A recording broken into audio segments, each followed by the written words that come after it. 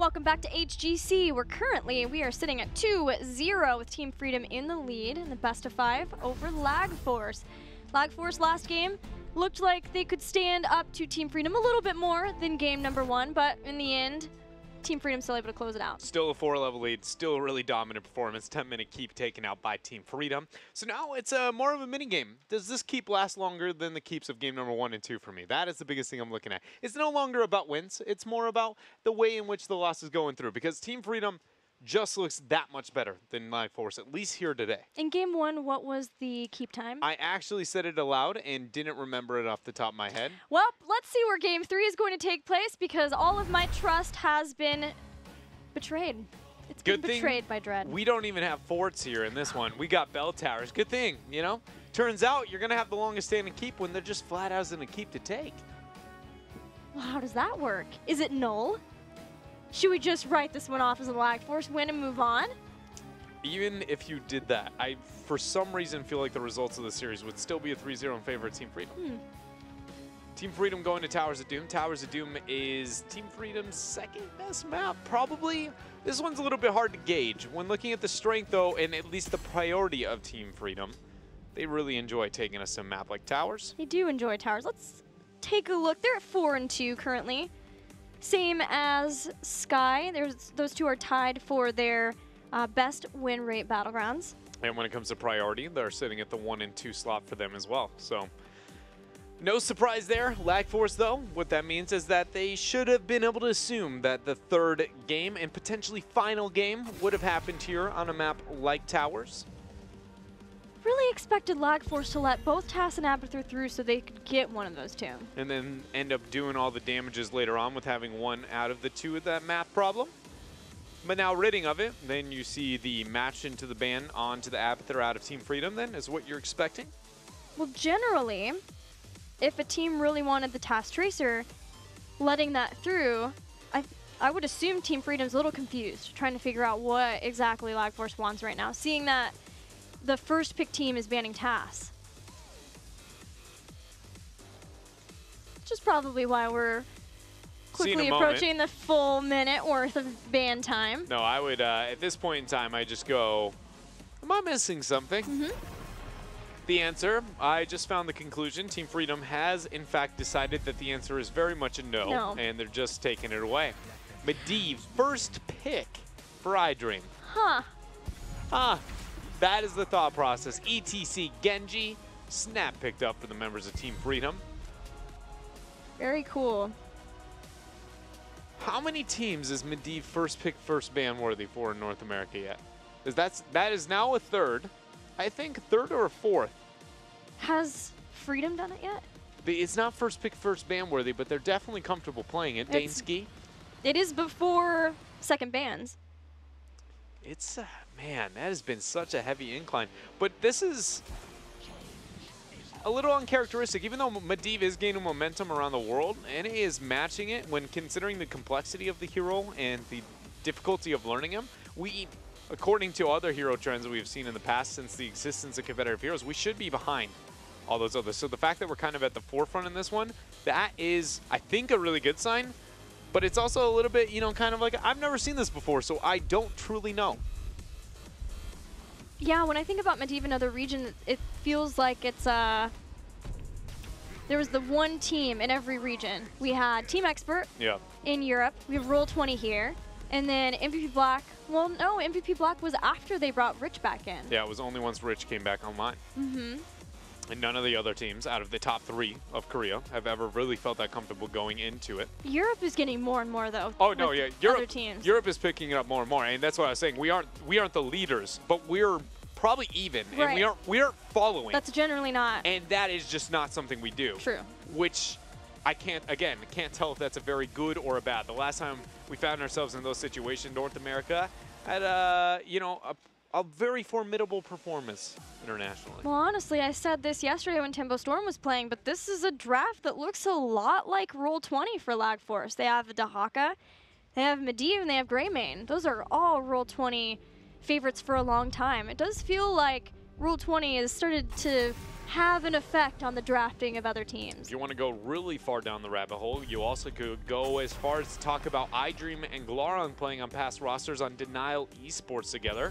Might be a bit of the reasoning into that kind of thought process, because that is also the newest implementation of Lag Force, is the iDream factor. Once Kenma decided to, step down. Next 2 picks for Team Freedom. We have either a Dansky or Cure Hero with Genji. Did you say a Dansky Orc hero? A Dansky or Cure Hero. Okay, I heard a Dansky Orc hero. There's and no thrall here. I was just no like, Kael'thas. We just throw out the orcs left and right. Now, I didn't know that's how we define this. So green is how you know.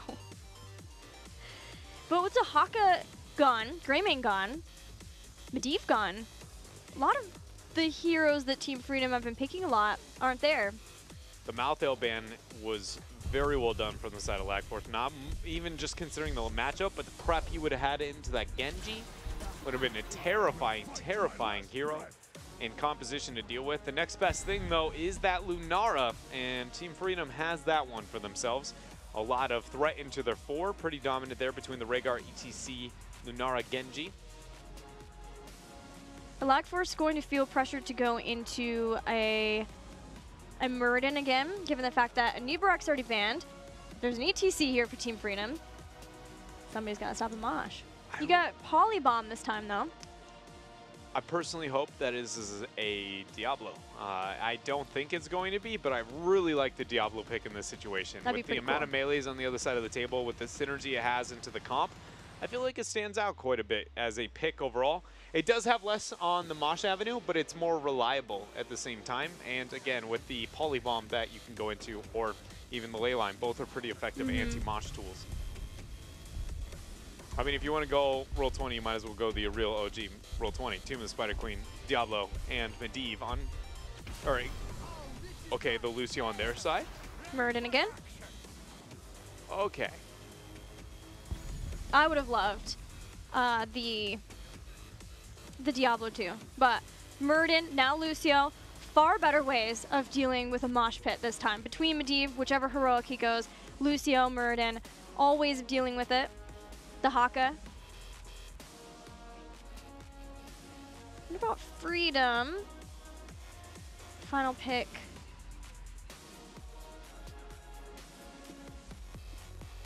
At this point in time, I feel like Freedom can pick about anything in that last slot, and as long as it is not... As long as it's a hero that has talents at key levels that have talent tiers, and in fact has 4 spells, that after level 10 they can use one of them that's higher impact than the other, it's probably going to be a pretty dominant win. Yeah, Dread, it sounds like a lot of heroes fit within that window. Yeah, a lot of the heroes within Heroes of the Storm do. Only kind of few that don't meet up to that. Illidan. He falls under the parameter Yeah, set. that would be the most standard of Freedom. It almost felt so standard that I didn't want to put it out there into the world. Yeah, no, because it just felt wrong, you know? What if the universe would have looked at you and said, "Nah, not today. We will not let that go over to Team Freedom." I'm scared for Lag Force. And why is that? It's just a really offensive composition that the members of Team Freedom, they're a team that is known when they run their style of play that they will run it better than most. And this is a very them composition on a very them map, and it's game number 3. And we saw games 1 and 2. They were kind of not even close. Like, it's at the point where now the only thing I really see redeeming here is, first of all, there's a Medivh. Single-handedly can win a game no matter how far behind your team is, and iDream put up an absolute showing on the Medivh last time. Outside of that, and Towers of Doom being a map that doesn't have a core that you can click early game and end, that's really the best silver lining analysis I have to give about Lag Force. That is how grim this is here for Game 3. The game is not over until the last shot is fired upon the core. There's always the possibility for a miracle comeback, but maybe Lag Force will not get behind in the early game. So far, it has been the trend, but it's not a guarantee. It's not a guarantee. And again, this is a situation because the bell towers and how that functions. We saw in Sky, Team Freedom, with their rotations and structured decision-making, it's not always perfect, and it can be punished. It's just not getting so far behind as to when those moments happen that you just don't go, well, the game's still out of control.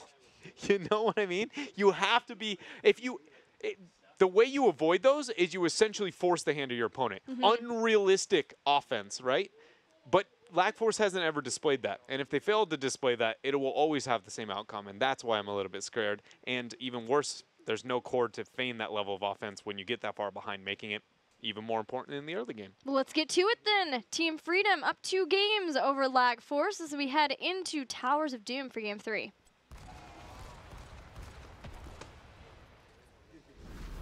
I don't know. It's going to be Lag Force here over in blue.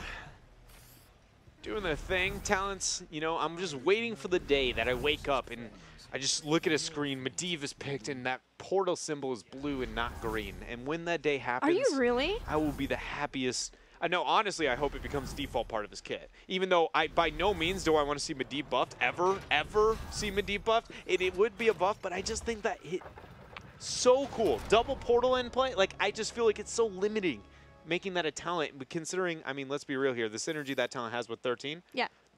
It is debatably the least flexible build out of any competitive hero played ever. Yeah, to have a downtime of a second with your portals. Which is literally, again, game-changing on how your entire team plays every single team fight. Until that talent sees any change, there's no world where you don't do anything different than take this build. But I still can live for, you know, dream of a day that the double portal and increased range are, in fact, the go-to levels 1 and 13. Right now, the go-to is a pick on B-Kid. Except for the Medivh Hype Train. He's here. He's got the shield. He's got the portal. He's got anything you need. Dansky. Why did you give me that Bob's Burger kind of groan there? Nailed it. Tina.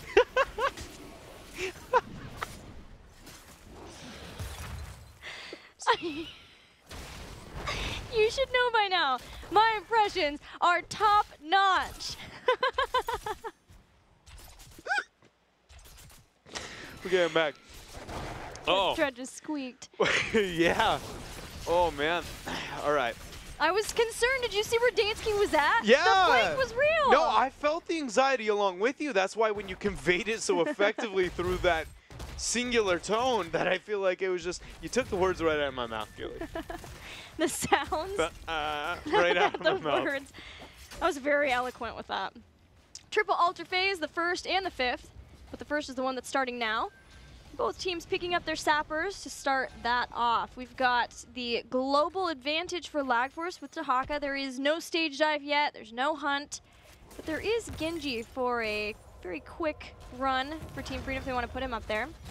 Looks like Illidan will be the one to just trade out, but know that Tahaka can stalk down a lot faster to this mid shrine. It's going to be a slight advantage for the members of Lag Force, but not being a shrine up on bottom compared to that of mid, it's pretty close to dead even. iDream not even needing to remove himself of the Raven form to be able to get that interrupt.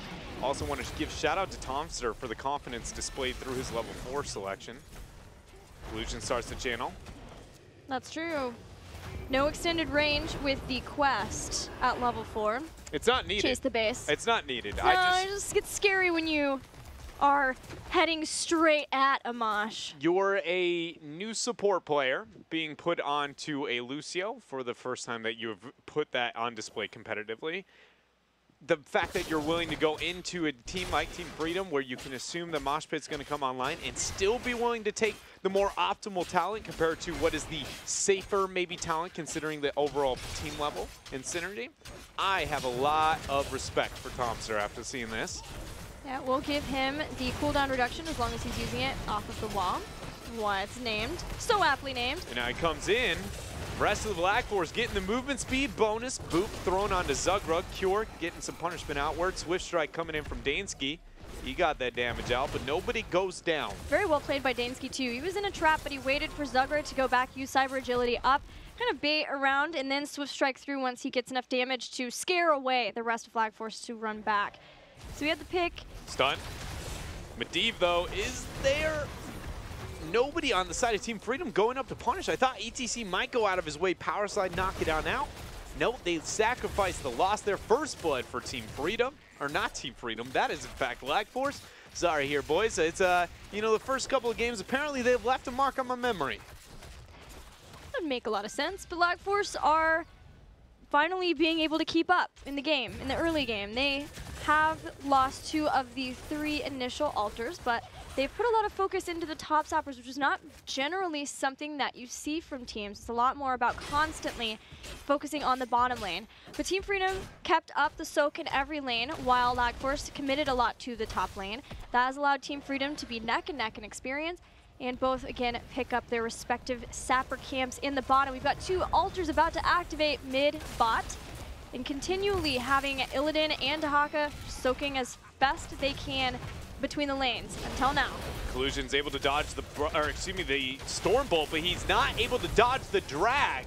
That is going to be Collusion down here as the first shot is controlled by Team Freedom through mid, but there's 4 more up on bottom. It's going to be a 1-for-1 trade on those altars, but very well done here from Lagaf. Sapper's still living for Lagaf, and they want to make sure that they can run all the way in and get the kills on the towers. This time, no Stukov to silence them and keep them from running in, like we saw from Tempo Storm versus Gale Force Esports yesterday. Have you ever seen that bug? Whatever just happened to Kira right there, moving through with that animation? I have not once in my life. I couldn't tell if that was like, I first thought was like, is that the Hun? But I mean, it can't be post-10 or pre-10. I don't know. Either way here, things are just fine. He's still moving. He's doing his thing here. When it comes to Medivh and iDream, he's doing okay. 7 of those Masters touch stacks. iDream, over the first few games that we did get to see out of him in week number 1 on to the Medivh, really was effective at securing the Masters touch and getting it done without dying. And I expect to see that here, even against a team like Team Freedom. There's the portal. But it is in a risky position underneath the towers. So nobody going to take that in and start draining some shots. iDream not going in to get a couple of stacks. Now they may hear, though. Zuna's moving in. They're winning the race to 10, but I don't know if it's close enough to get this full invade, and that power slide is going to be the thing that makes sure it does not matter. They don't get it. Big Impact's going to be chased, though. Dansky even switch striking through. Nothing gained. Lag Force with nothing lost, except for the Dahaka side soaking up on top. He's a machine. Even trying to get the sappers in the top again, and Illidan came all the way down. Slight experience advantage thanks to that Dahaka, but things change at 10 once Team Freedom can get the hunt. Any chance we see stage dive here? I hope not. But if we see Polybomb, I think that, oh, I guess that ley line's been picked up. I just feel like the Mosh makes the most sense, the double threat between the Illidan and having the hunt. If you went for the stage dive, I hope to see Metamorphosis, right? To then have the one global, but then Illidan is the threat drawer until the stage dive pulls through. Standard heroics, though, out of the members of Team Freedom, only variance is that they're going into Thornwood Vine with only 1 support and only 1 warrior. That's a little less common, but Lag Force, as you saw in the last game, is willing to do that almost every single time they play the Lunara. So it's more of a team individual slight adjustment. Yeah, it's safety for Nasmus that he can stay back and just put out the dots. We'll see. The only big threat is that Dahaka, but he gets the drag on Zugrock instead. Cleanse there. Dragon Blake started, as has the sound barrier, which has put Dansky way far away. 3-man leyline seal, and keep in mind, with no cleanse to be able to aid in this, Cure is going to be the main focus. Zugrock with the 4-man mosh pit after that brilliant power slide. That is going to prep Dansky to have an absolute heyday there. 3. About to be a 4th. Medivh is dropping the shield. 4 for the 1. I thought we were about to go full Countula on that one, man. So with this, what is Team Freedom going to gain? A key front or a forefront wall on the bell tower? They aren't going to be able to convert the bell tower completely. Only going to get those shots setting themselves. I mean, it is pretty significant when it comes to core HP, but to be honest, I did feel like we would get a little bit more here from Team Freedom with that Illidan and sieging up on bottom. Let's watch this again. That mosh pit, a thing of beauty. Dansky swift strikes through. And Nasmus did a great job of providing all of the poisons from that, setting up for Dansky to have all of the resets from that. Good drag at the end. One thing we didn't talk about is the fact that the only survivor was iDream with the Master's Touch, or if so, I didn't even think about it. That's true. He has 25 still. So, I mean, you know, silver linings. We got to look at him, and we found one. 12 to 12. 13 almost here for Team Freedom. This time they're charging on forward with Sappers, though. They have almost turned this bottom bell tower, but they're focusing on trying to take it down. Illidan now soaking against the Dahaka, and that is so much easier for Team Freedom since he has the Hunt. Team Freedom here down below, not getting too aggressive. I thought they might have a bit more forward posturing, but I mean, at the same time, I guess Mosh Pit is off cooldown. Just into the forward to trade into Lag Force. It seems like you could bait a couple more cooldowns, especially out of that Medivh. But I'm sure that these alters will. 25 seconds before they're up. I hope to see Lag Force be the aggressors on this. I honestly feel like that last fight was enough for them to justify it. Also want to make sure that there's only one money mosh like that. Only one throughout the entire game. Throughout the entire game. And with the sound barrier drop there, that's enough. That is what, 73 seconds before that's back together. We have the Mosh Pit online. Leyline Seal is here, yes, but it should be baited. Also, the 13 Talontiers there for the Medivh. That's a spike that makes the entire team essentially a level up.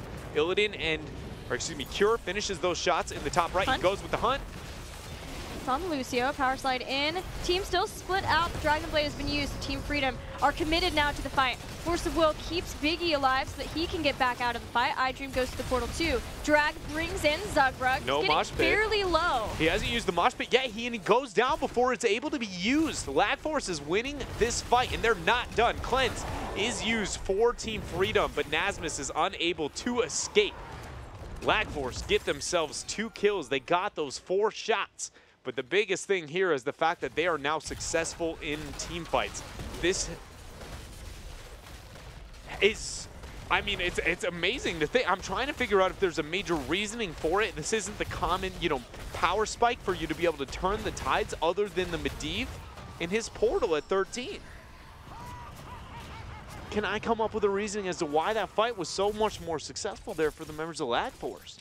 Their positioning was a lot better. They had a ton of focus on Zugrug too. Yeah. Being able to bring him down. Generally, when you are ETC, you want to be going in to a mosh pit situation with a lot of health, because otherwise you're using this incredibly long cooldown and you might just die and waste the cooldown too, which is why Zugrug was not willing to even turn back around and try to go back in with the mosh pit. So the setup from that, a lot better positioning wise. The team Freedom was very split in the fight, but the main deal is the focus on Zugrug, which started even with Storm Bolts from Zuna. As long as they're able to do that again, you see that there is a lot of focus there. The Hunt goes in on to Zuna. Sound barrier keeps him alive. Force of Will, Leyline Seal is used. The portal is not going to take him to a safe place, which is why it is yet to be dropped. Now iDream looks to join in. The passive from Zuna is going to heal him away as he mounts up. Zuna and French trying to defend the bell tower, unable to do so. It's going to be converted. Dansky aggresses on in, slows Zuna, but with the dwarf toss on out. As you said before, the 1st and the 5th are what we're looking at for the triple altars, and we have found ourselves now at the 5th. And with Team Freedom just about to hit 16 and in holding 4 out of the 6 bell towers, it's not a great place for Lag Force to be in. Very likely they're going to have to take another unfavorable trade, although for them at this point, I do believe they feel like they're still able to make the magic happen, even being down something like a 16 talent here. We're going to find out if they can. iDream's here to join in. Tomster starts the channel. Dansky used the Cyber Agility #1. Big impacts now the focus. Nasmus ripping through his HP. Power slide. Stormbolt doesn't connect. The portal, he goes through, but he needs somebody to save him up. Tomster's kind of making his way in to try and heal him, but the Hunt gets the kill. An immediate Dragon Blade to follow as the portal gets all of Lag Force away from that situation. All that remains, at least, with the Greymane kill. Team Freedom gets 5 more shots. That sets it to 10 to the 21 of Team Freedom. With that bottom bell tower still being commanded by the red team, and Sappers being picked up, they're looking to get more shots than just those 5. They even have Cure backing out to get the other Sapper camp, even setting down the cooldown of that Hunt. Very, very effective. Already down to 40 seconds on that. The Sappers march on up to the wall of death. Zuna throws down 1. A little bit of damage. There's the boot back. Sapper set #1 looks like it's been cleared. especially with Greymane getting back into the mix. Sapper set number 2 is going to make its way in, but Cure is making a lot of things go down here on other aspects of the map. Now through the mid bell tower as he's converting that to Haka. Looking to match in to him. There's no way. This is still a huge advantageous position for Lag Force. The portal being dropped especially makes it... The hunt goes down. They're going all the way down below? No, he went to the top lane. Okay, I thought for a moment that was full initiation, but in fact, instead, slow play. Sapper's all but dealt with. Finally go down, and that threat has been dealt with by Lag Force. They're going to portal off to the side. They have There's no hunt. There's no hunt whatsoever, and there's no cleanse, too. That was just forced because of that beautiful brushstock drag. In this portal, the members of Lag Force don't have to put too much consideration over to the bell tower, or at least maybe less consideration, and with that nice mid-D portal. Even still, the mid-bell tower is all but taken for Team Freedom, and Illidan is working on the top now too. There is a potential for things to get ugly very quickly for Lag Force, even worse than just this one bell tower being taken by Freedom. 22 seconds away from one altar on bottom. And with these sappers being timed a couple of seconds before, it's very likely the members of Lag Force will be stuck defending that as Cure is the man channeling it, meaning 5 more shots, and more importantly, 5 shots only would remain on the core of Lag Force. But you see them flanking down. They're sacrificing the shots on bottom. 3 sappers move into the core, setting their core HP now down to 7. That means they have to make this work for them. To work. It has to work. That was 3 full shots, 7 to 21. iDream keeping an eye on Team Freedom. The next sapper camp stolen.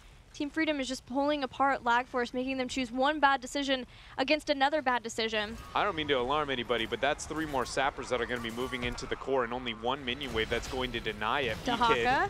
They found Zagrug. Power slides out of the drag. No drag. Zuna missed the Storm Bolt. Dansky goes in. He goes out pretty quickly too. The sapper still marching on through under the bottom lane. Cure's converting the mid bell tower. He's going to draw a lot of aggro. Thompster starting the channel off, the drag going on to ETC, the hunt coming in, getting the delay. But look at Dansky ripping through. The sound barrier, but the mosh pit catches a whole lot. They've got the ley line seal, and that allows them to get out. He comes back in and still has the mosh pit going. iDream steps into it. Dansky, These though. Force of Wills, Greymane has already been brought down. It's a 1-for-1, though, as Illidan drops. And Dansky's trying to make the kills happen. He finds himself another reset. The sappers on bottom have made its way all the way through the core. And now with that, with the success displayed throughout this team fight and the rest of the games, Gilly, this is it. Team Freedom will take out Lag Force 3-0. Some insane decision-making in the second half of this game from Team Freedom made Lag Force have no good decisions to be made. It started out fine, they gave up the 3, but it got even more problematic when Illidan took the second sapper camp and then went and took the mid 4. They were pulled apart by Team Freedom. Team Freedom gets a 3-0 victory, a welcome victory over Lag Force after suffering a bitter defeat against Roll20 0-3 last weekend. And now that's setting them up to continue to improve, to bounce back as they get ready for next week. It's got to be a little awkward for Team Freedom when it comes to mentality here, mainly just when you do expect yourself to be the better team and you're looking for that good old morale boost.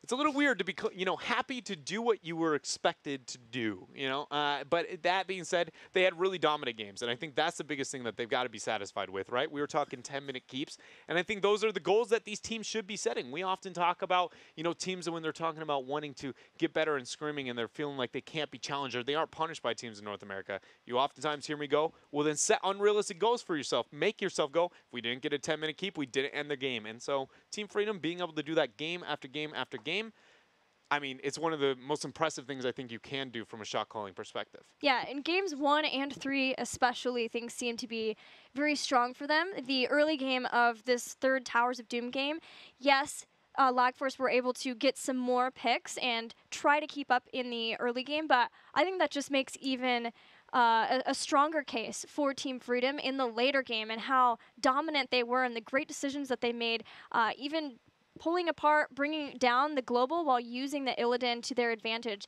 They played that so well. It was amazing. Yeah, they have done a very good job at getting that split pressure on multiple objectives continuously. And that, the last altar on bottom, even though, yes, Lag Force did kind of accept it and maybe cut themselves behind one more fight. Like, they would have had one more. Granted, they could have been so far behind that who knows if it had been better. But they did kind of force it a little bit earlier. It was still brilliantly played on the side of Team Freedom. I think that's a good thing to highlight, because we did kind of go, wow, Lag Force, how are they willing to take this risk? But at the end of the day, it was more Team Freedom really doing the right thing, and Lag Force just kind of going, we want this to be the fight that ends this game. Yeah, that was probably my favorite game of the day. Just the decision-making was so impeccable. Let's check in with Team Freedom and Zugrug now, as we've got Zugrug 3-0 victory over Lag Force, so congratulations with that. How is the team feeling now after losing 3-0 to Roll20, but now bouncing back and getting this dominant win? It kind of sucked, first week back losing 3-0, but everyone came back strong, so I think everyone's going to be happy now after getting a 3-0 in our favor. Yeah, and a lot of dominant games, a lot of dominant plays for you guys. Awesome seeing you bringing back the ETC, but also good that you were still getting some Stitches games in. How do you feel about Stitches in the current meta? I think Stitches is still pretty good, but I don't really like him into Garrosh, just because you get flipped and you're just stuck there. So that's the one issue with Stitches right now. Yeah, that makes a lot of sense. And I'll send you over to Dread before we talk about your next match. My biggest thing here is just got to be about you guys, and as you said, about the loss over last week and then coming in here against Lag Force. It's got to feel good that you get the win, but at the same time, it's kind of expected for you guys. What do you think for the weeks moving forward here for Team Freedom? What can we expect from your guys' play overall? Because a lot of teams, after playing internationally, especially young ones like yourself, have shown that steady decline. It's more of how fast do they bounce back. Yeah, I feel like getting the 3-0 is like a big confidence booster. Like, it'll make us probably play similar to how we were playing in Phase 1, I think. Like, going into every week, feeling confident that we're gonna win it, and just, I think that I don't see us getting 3-0'd again. I have one more question, kind of in regards to just the meta, because right now all the teams, I feel like, have probably some of the most diversity in their what they think is to be the best overall. Do you think that's going to be a more continuous trend that this patch is enforcing, or do you have some maybe insight as to why there's such big diversity in terms of meta priority? I have no idea. Like, every team is just, they all have different meta. Like, before it felt like everyone was doing similar things in draft, but right now it seems like everyone has their own ideas, and like Roll20 with their Garrosh, like, we don't see that from other teams right now, and just everyone has something that's working for them right now. All right. Well, thank you for the insight. Well, Zugrug, your next match is next week versus Superstars. Any thoughts on Superstars right now and how you think that matchup will go? I think we have a really good shot at winning that series. Like, I'm not too concerned with them, especially since they're playing with a sub right now, which seems to be a little bit of an issue for their team. So I'm confident we're going to win that one. Who do you see as the top team in NA right now? Is it still hard to judge between several teams, or is there somebody that you feel like is standing out? Well, after Roll20 beat us 3-0, I was thinking Roll20 looks like the #1 team right now, but then Gale Force beating Temple, I think it's between those two teams, and we're really close to them too. Awesome. Well, I can't wait to get into those matches later on in the next few weeks, but we'll go ahead and let you give some shout-outs before you go and celebrate. Shout out to Aether, who's been coaching us and helping with analysis. Shout out to Goofy. And shout out to our sponsor, Esports US. Make sure you guys check out the Charity League, which is going to be starting this Sunday on twitch.tv/esportsus. Awesome. Thank you again, Zugrug. Congrats. All right. Thanks, guys. Team Freedom gets a 3-0 over Lag Force. Unfortunately for Lag Force, throughout this weekend, we weren't able to take any games off of Roll20 or Freedom, but we know they'll